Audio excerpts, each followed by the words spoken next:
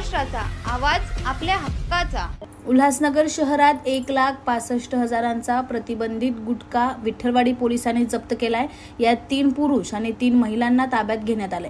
उल्हासनगर पश्चिम railway station परिसरात काही व्यक्ती सफारी बॅगमध्ये शासनाने प्रतिबंधित केलेला गुटखा सुगंधी तंबाखू विक्रीसाठी येत असल्याची गुप्त माहिती विठ्ठलवाडी गुन्हे प्रकटीकरण शाखेच्या पोलिसांना मिळाली होती। त्या माहितीच्या आधारे पोलिसांनी सापळा रचून छापा टाकला असता 3 महिला आणि 3 पुरुष प्रतिबंधित गुटखा आणि सुगंधी तंबाखूसह पकडलेत। या प्रकरणी विठ्ठलवाडी पोलीस ठाण्यात गुन्हा दाखल करण्यात आला असून 3 पुरुष आरोपींना न्यायालयात हजर करण्यात आले। न्यायालयाने त्यांना 2 दिवसाची पोलीस कोठडी सुनावली आहे।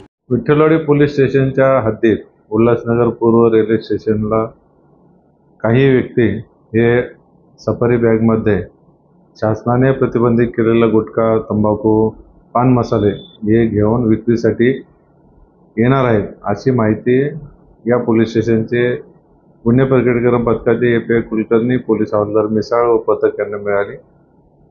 त्याप्रमाणे आपण तात्काळ एक पथक स्थापन केले। काल सकाळची ही गोष्ट आहे, दिनांक 4/12/24 रोजी सकाळी माहिती प्राप्त झाली।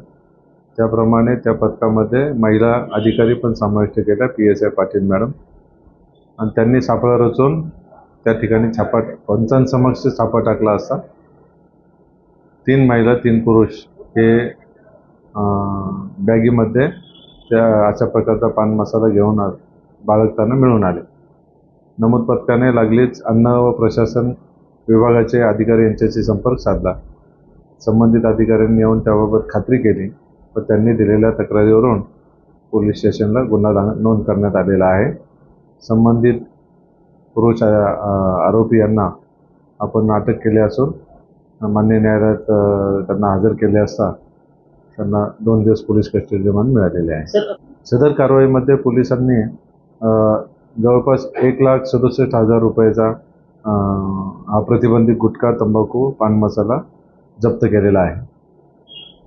तुमच्या परिसरातील काही घडामोडी किंवा समस्या असतील तर आमच्या वृत्तवाहिनीला संपर्क करा आणि तसेच सतत अपडेट राहण्यासाठी आमच्या वृत्तवाहिनीला सबस्क्राइब करा आणि बेल आयकॉन दाबायला विसरू नका।